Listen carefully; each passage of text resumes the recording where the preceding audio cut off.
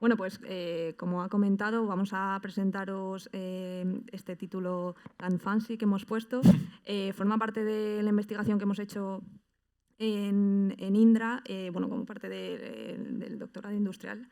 Y bueno, primero nos presentamos, aunque ya nos han presentado brevemente. Yo estoy en el 4º año de doctorado industrial con Indra, Universidad Politécnica de Madrid. Llevo ya varios años trabajando en proyectos de defensa y ciberdefensa. Bueno, yo trabajo en Indra Sistemas de Comunicaciones Seguras. Estoy en el 2º año de doctorado industrial, matemáticas, con foco en criptografía postcuántica, y tengo más de 2 años de experiencia en desarrollo de software criptográfico, tanto de carácter clásico como ahora de carácter postquantum. Bueno, a lo largo de la presentación os vamos a enseñar un poco la motivación de esta investigación, el protocolo de firma digital híbrido que hemos estado desarrollando, el análisis de seguridad que hemos hecho hasta ahora del protocolo y luego las implementaciones y resultados que hemos obtenido. Y vamos a terminar con unas conclusiones y siguientes pasos de la investigación. Para aquellos que no estén muy metidos en el mundo de la criptografía, que yo creo que aquí todo el mundo tiene por lo menos ligeras nociones, la criptografía tiene unos objetivos principales que son garantizar la confidencialidad, la autenticidad y la integridad de la información. Para eso pues existen mecanismos de cifrado o existen mecanismos de firma digital. Dentro de eso encontramos protocolos simétricos en el que utilizamos la misma clave tanto para cifrar como para descifrar la información, y protocolos asimétricos, donde esta clave de cifrado y descifrado son diferentes, pero están relacionadas entre sí pues, por un algoritmo, una fórmula matemática, ¿no? Ejemplos de cifra simétrica, pues el famoso AES, que hemos estado hablando ya a lo largo de la mañana de él, o el one-time pad, que es hacer simplemente un XOR bit a bit. Ejemplos de firma asimétrica, tenemos RSA y tenemos las firmas digitales basadas en curvas elípticas. A grandes rasgos, en general, ¿qué es una firma digital? Bueno, pues son primitivas criptográficas que nos permiten garantizar la integridad de un mensaje, esto es, que una vez está viajando el mensaje de un emisor a un receptor, este no se ve modificado por el camino. Por otro lado, también nos permite garantizar pues, la identidad del firmante, la persona que ha escrito y firmado ese mensaje. Ejemplos de lo que se utiliza a día de hoy sería RSA y las familias de curvas elípticas. Esto está basado en criptografía asimétrica, que es la que comentaba antes, de clave pública-privada, que son diferentes, relacionadas entre sí matemáticamente. Todos hemos oído ya hablar de la amenaza del ordenador cuántico. Úrsula nos ha hecho una charla solo de esto para concienciar a todo el mundo de su realidad. Y a día de hoy podemos decir que hemos detectado tres amenazas, ¿no? que son claras, que nos van a venir de estos ordenadores cuánticos. Por un lado, tenemos el ataque directo a las firmas digitales, a la criptografía asimétrica, dado por el algoritmo de Shor. Este algoritmo nos va a romper esta criptografía. Por otro lado, el algoritmo de Grover es un algoritmo de búsqueda que nos permite hacer ataques por fuerza bruta, por tanto, esto reduce la seguridad de la criptografía simétrica y, estos dos ataques necesitamos pues, que esté el ordenador cuántico disponible para poder hacerlos. ¿Qué pasa? Que hay un tercer ataque, que es el Store Now and Encrypt Later, en el que un atacante está almacenando nuestra información cifrada a día de hoy, esperando que esté este ordenador cuántico disponible para descifrarla. ¿Qué pasa? Pues la estrategia de migración a sistemas post-quantum, pues es esto que tenéis en el gráfico. Si nosotros tenemos una información que tiene que estar clasificada a 50 años y dentro de 30 años, poniéndonos en un caso malo, está el ordenador cuántico, pues vamos a tener 20 años en el que esa información pues, va a estar pública pues, para cualquier atacante o persona no deseada. Entonces, tenemos que empezar a migrar ya estos sistemas criptográficos pues, para protegernos de esta amenaza. Las soluciones que se están barajando se engloban básicamente en dos grandes grupos. Por un lado, la criptografía postcuántica, que la mayoría de las charlas del track de hoy son relativos a esto. Esto lo lanzó el National Institute of Standards and Technology en 2016. Y fue un concurso en el que pues, la gente fue mandando algoritmos nuevos basados también en criptografía clásica, es decir, en protocolos, en funciones matemáticas, pero diferentes a las que utilizamos a día de hoy. Y se engloban en dos grandes grupos. Por un lado, los mecanismos de encapsulación de claves, los KEM, y las firmas digitales. Por otro lado, tenemos la criptografía cuántica.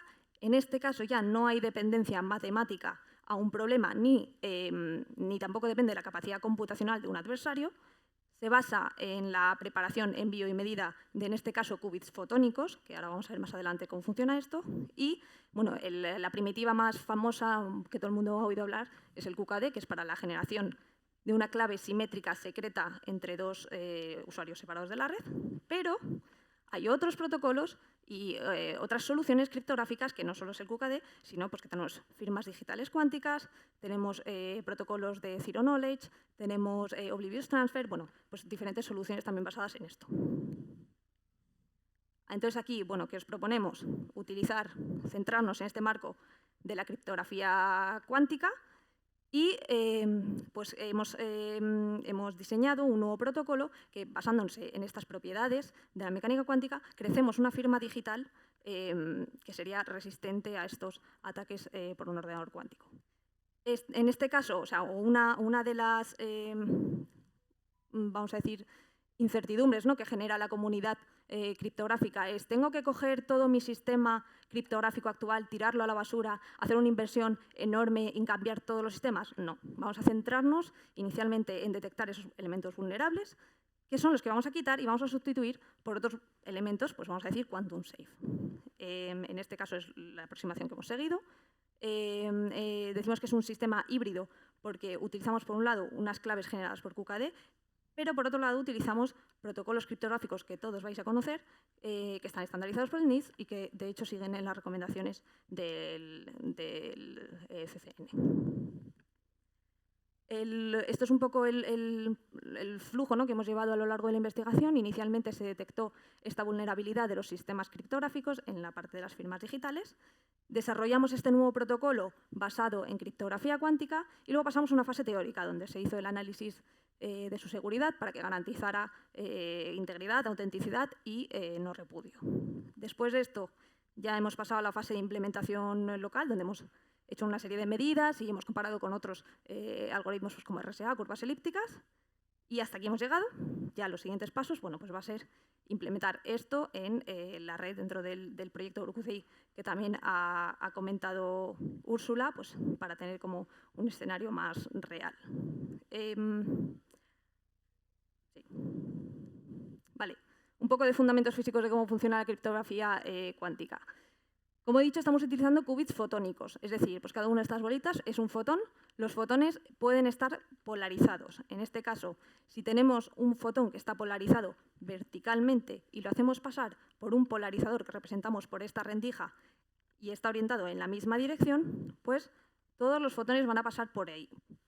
¿Qué pasa si está orientada perpendicularmente? Estos fotones no van a pasar por la rendija. En el tercer caso, y aquí es donde está toda la magia, ¿no?, de la criptografía cuántica, en el que tenemos una rendija que está orientada a 45 grados y los fotones en vertical van a pasar aproximadamente el 50% de ellos. Y además, al pasar por la rendija, van a tomar la polarización de esta. Estas son las opciones con las que trabajamos. En lugar de trabajar con una rendija de una sola dirección, trabajamos pues, con cruces o X. Y esto es lo que nosotros, los físicos que hay por aquí, llamamos las bases de los estados cuánticos, ¿vale? Entonces, esto también es lo que vamos a utilizar para codificar la información en estos sistemas físicos. Por ejemplo, si tenemos una base en más con un fotón polarizado verticalmente, va a ser un bit 0. Si lo tenemos orientado horizontalmente, va a ser un bit 1.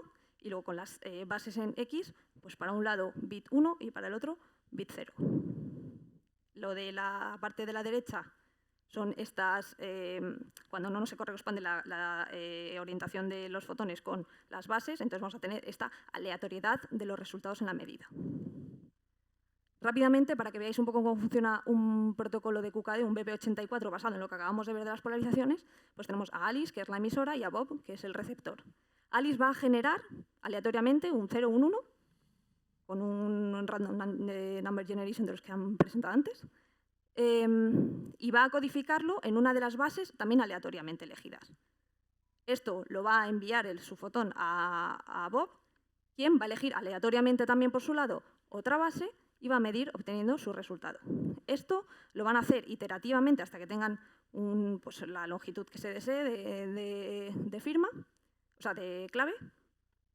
Y una vez han hecho esto, lo que van a hacer es publicar o compartirse entre ellos estas bases en las que han preparado y medido los estados, los qubits. Aquellas bases en las que no hayan medido igual las van a directamente desechar y van a obtener su clave simétrica secreta, pues en este caso 0 y 1. ¿Qué pasa? Que esto normalmente pues no es un 0 y un 1, sino que son claves de la longitud que se quiera utilizar. Y lo que se hace después de esto es coger una parte de esa clave, publicarla y compararla. De tal manera que si esos trozos de clave que han comparado no coinciden, quiere decir que hay un atacante escuchando nuestras comunicaciones.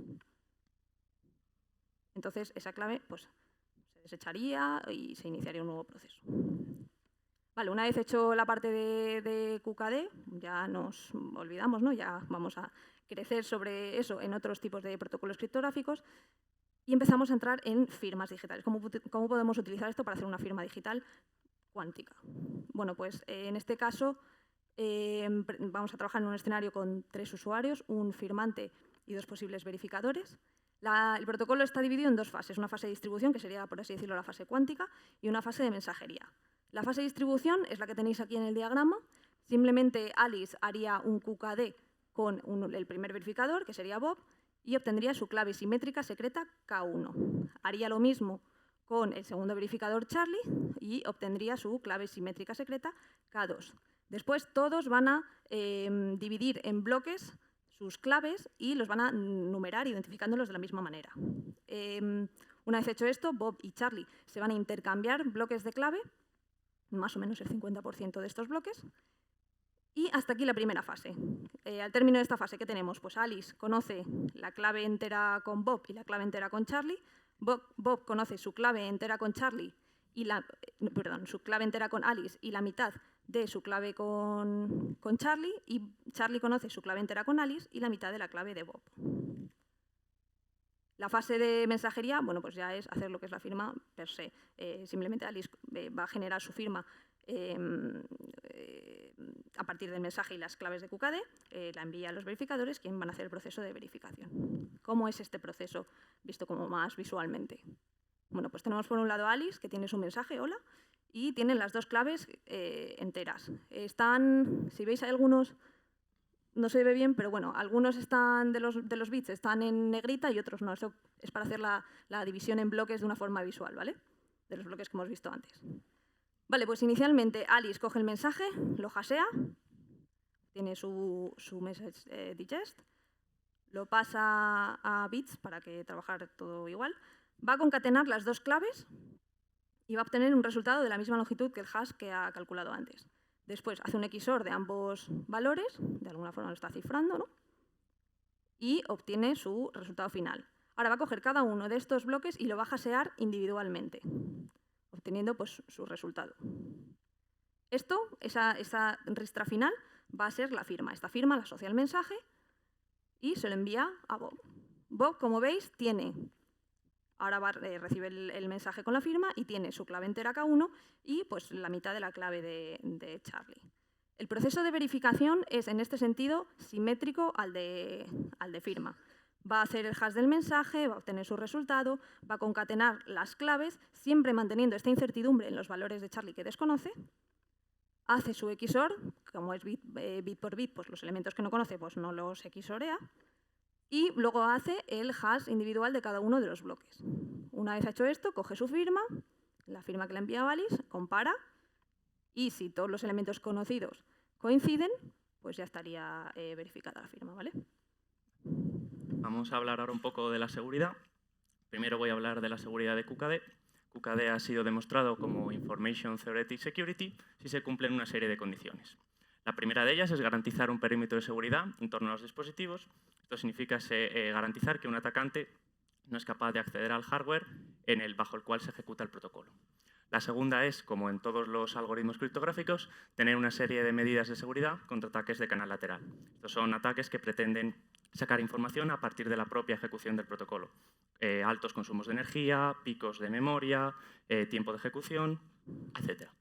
La tercera es la implementación de un sistema con decoy state que permita evitar que un atacante pueda aprovechar ataques sobre la división de fotones.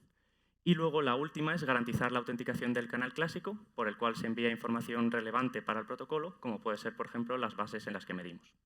Con respecto a este último, es todavía un poco, podríamos hablar de estado del arte sobre qué estrategias hay que llevar para la autenticación, entre las que se barajan ahora mismo puede ser algoritmos post-quantum o algoritmos clásicos simétricos, entre los que podríamos hacer HMAC con una clave precompartida, autenticación por Beckman-Carter, hemos oído hoy algunas otras opciones de cifrado y enviar eso cifrado con una EAD.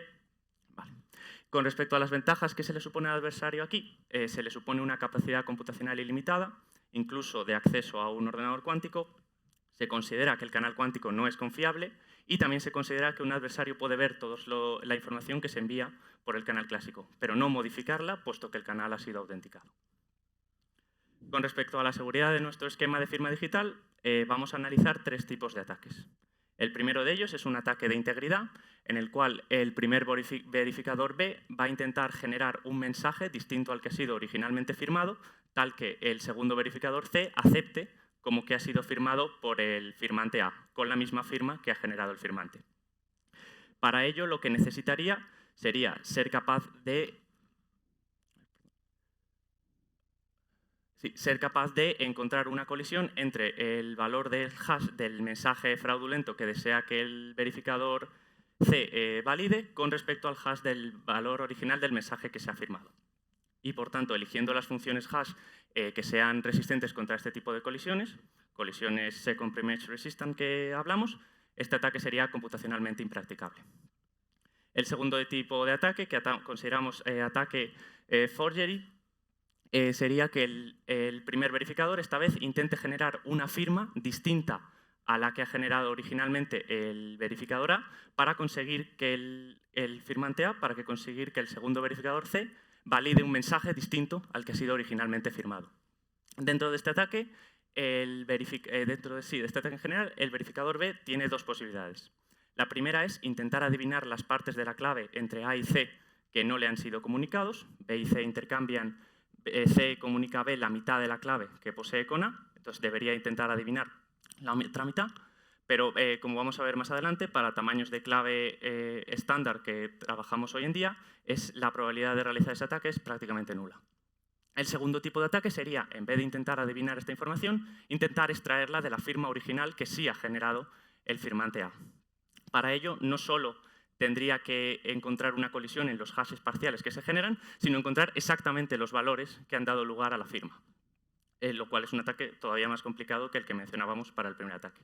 Y, por tanto, eligiendo las funciones hash de los bloques con el mismo tipo de resistencia a la colisión que comentábamos antes, este ataque también sería computacionalmente impracticable. El tercer ataque que comentamos es un ataque de repudio. En él, el firmante A va a intentar generar una firma de un mensaje tal que uno de los verificadores acepte y el otro rechace. Para ello, ¿qué es lo que necesita hacer? Necesita introducir errores de forma consciente en los bloques del verificador que desea que rechace la firma. Pero dado que no conoce, no le ha sido comunicado explícitamente qué bloques se han intercambiado en concreto los verificadores, incurre en un ataque probabilista, que vamos a ver que eligiendo los parámetros de forma apropiada, la probabilidad de realizar ese ataque también va a ser prácticamente nula. Tenemos aquí los gráficos que representan los ataques que hemos denominado como probabilistas.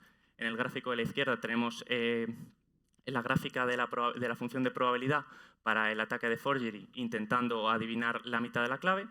La probabilidad es 1 partido de 2 elevado a la mitad de la longitud de la clave y podemos ver que para longitudes de clave de a partir de 128 bits, lo cual es ahora casi considerado un mínimo como estándar de seguridad, la probabilidad es nula. En el gráfico de la derecha se representa la probabilidad de acierto en un ataque de repudio con respecto al número de errores introducidos en los bloques y también con el número de bloques que originalmente en los cuales se han dividido la clave. Podemos ver que en un escenario inicial en el que consideráramos que cualquier verificador rechaza en cuanto encuentre un error en uno de los bloques, la probabilidad de realizar un ataque de repudio por parte del firmante sería del 50%. Solamente tendría que introducir un error en un bloque y confiar en que ese bloque no haya sido intercambiado entre los verificadores. Para resolver este conflicto, cada uno de los verificadores, de forma independiente, va a definir lo que consideramos un umbral de aceptación de error. es decir, un umbral a partir del cual, en función del número de errores a la hora de la verificación de la firma, van a aceptar y rechazar la firma. La introducción de este umbral fuerza al firmante a tener que introducir más de un error en los bloques. Y vemos que entonces, eligiendo los parámetros de forma adecuada, podemos reducir esa probabilidad a prácticamente cero. Vale. Con respecto a la implementación, se ha realizado la implementación de los algoritmos tanto de firma como verificación en un entorno local, C++ con una dependencia de la OpenSSL, y se ha implementado en torno a los siguientes parámetros que son modificables. Evidentemente, el mensaje que deseamos firmar, el número de verificadores, en este caso 2, suponemos ya las claves QKD entre firmante y verificadores ya generadas y partimos de ellas. El hash que se va a utilizar para hacer un digest del mensaje. Incluimos una longitud explícita de salida porque planteamos la posibilidad de usar un hash que no tenga una longitud de salida predefinida, sino que pueda ser shake o similares basados en X o F. También un hash en los bloques porque pueden no ser el mismo.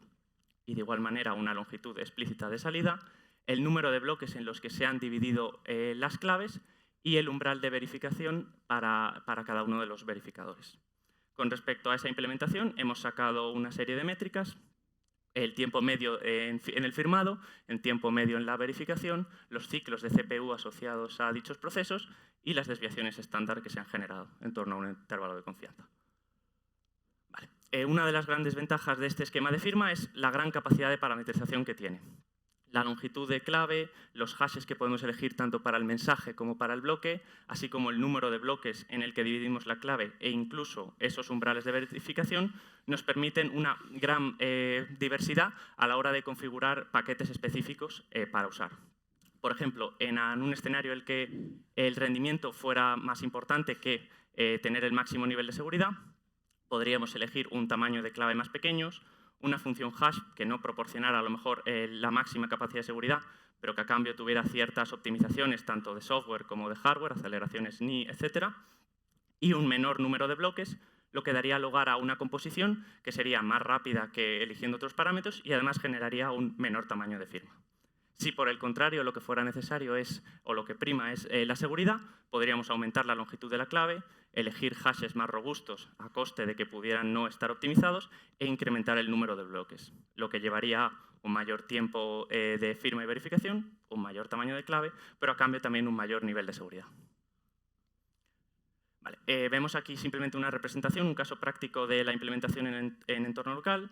En el gráfico de la izquierda los parámetros que hemos recibido, el mensaje, el número de verificadores, las claves, la división que se ha producido de las claves entre aquellos verificadores, los bloques obtenidos. Después, el proceso que lleva el firmante concatena la totalidad de las claves, hace un hash de su mensaje, realiza un OTP para adjuntar esa información, trocea en bloques y hace un hash de cada uno de los bloques, dando lugar a la firma que tenemos abajo. Y luego el proceso que llevarían cada uno de los verificadores, dado que los dos realizan el mismo proceso, solo con diferentes inputs. La primera clave completa, la mitad de la segunda clave, la concatenación acorde, el hash del total del mensaje, realizar un OTP de las partes que tienen que mezclar, hacer la división apropiada en bloques y comparar con los bloques correspondientes que deben comparar de la firma, aceptando o rechazando en función del número de errores obtenidos y el umbral de verificación que tenemos. Con respecto a los resultados, vamos a ver primero los resultados tanto del algoritmo de firma como de verificación en sí mismo, en función de una serie de parámetros, y luego haremos una pequeña comparación con otros esquemas de firma digital. En el gráfico de la izquierda representamos los tiempos de firma y verificación solo en función de cómo incrementa el tamaño del mensaje, dejando el resto de parámetros fijos con una configuración estándar, 1 millón de iteraciones, un número de bloques apropiado y un hash.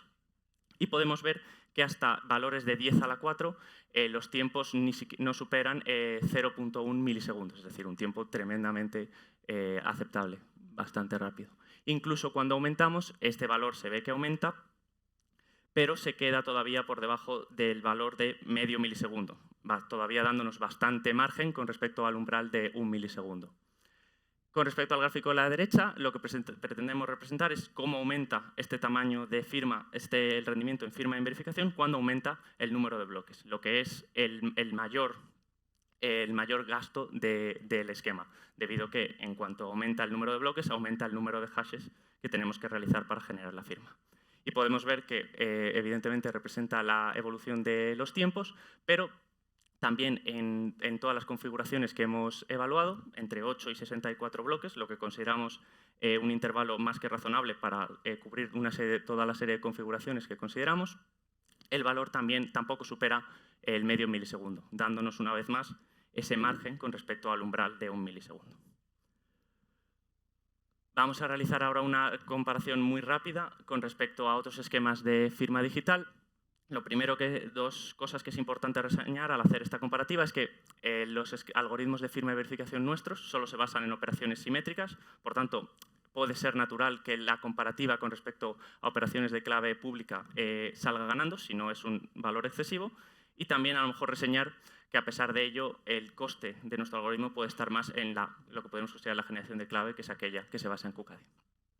Tenemos aquí una pequeña comparativa con ECDSA, las curvas que hemos usado, la P256 y la P521, con respecto a RSA en función del tamaño de clave, y podemos ver que para aquellos valores en los que coincide el tamaño de clave usado por nuestro algoritmo y el tamaño de clave por los algoritmos de firma de clave pública, nuestro algoritmo es ligeramente más rápido en todos los casos. Bueno, creo que no tengo tiempo para mucho más, entonces, nada. Como conclusiones, los protocolos de firma digital asistidos por claves cuánticas eliminan la vulnerabilidad que hay en los protocolos clásicos basados en criptografía asimétrica. El intercambio se lleva a cabo por QKD, para lo cual ya existen dispositivos comerciales de uso conocido. El protocolo permite firmar mensajes de una longitud arbitraria, cosa que no pasa con todos los esquemas de QDS que existen actualmente. Perdón. Hacemos uso de funciones hash recomendadas por el NIST, también recomendadas por el CCN, lo cual convierte este esquema en un esquema contributorio entre criptografía clásica y criptografía postcuántica. Es implementable con la tecnología actual, la parte clásica lo es, la parte QKD tiene dispositivos de uso comercial, y como trabajo futuro tenemos la implementación del protocolo en EuroQCA Spain, proyecto que ya se ha mencionado anteriormente, para poder dotarnos de claves QKD de uso en tiempo real. Y nada. Muchas gracias por su atención.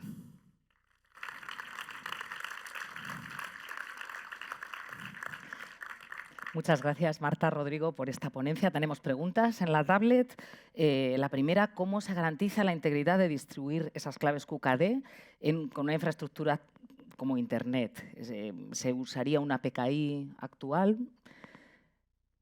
En principio me imagino que no, con el QKD. No, o sea, el QKD de por sí ya es algo íntegro. O sea, no, el problema que tiene QKD, bueno, el elemento, ¿no?, en el que hay que trabajar, que de hecho ya se ha comentado, es el tema de la autenticación. O sea, para hacer un QKD tú simplemente necesitas, en el caso de terreno, pues un cable de fibra en el que tú emitas los fotones y los midas. Ese canal, incluso en el canal cuántico que llamamos, no tiene ni siquiera que estar autenticado. No, o sea, puede ser completamente público, abierto y lo que sea. Es el canal clásico donde se hace luego la destilación de las claves, el que tiene que tener mecanismos de seguridad y tal, pero con eso está distribuido y son dos personas, sí, ¿no? Sí. Claro, en ese sentido también preguntan, cuando se realiza la verificación de la firma, Bob podría recuperar las partes de la clave que no conoce. Conoce la clave completa, ¿verdad? O sea, su clave con alias la conoce completamente, eso no hay problema. Supongo que se refiere a la mitad de la clave a la mitad, que eso no es la que tiene. Eso es donde entran las probabilidades que ha presentado la parte de Rodrigo. Ahí se han hecho un cálculo de probabilidades y se ve que si esos bloques tienen un tamaño determinado, probabilísticamente es despreciable el poder extraer valores. Eso es, seguramente la pregunta llegó antes de que hablases del análisis estadístico posterior. Pues hago una pregunta yo. Por mi parte, aprovecho. Claro, me encanta vuestra construcción en un escenario en el que hay un QKD en la casa, ¿no?, implementado, porque le sacas un rendimiento adicional.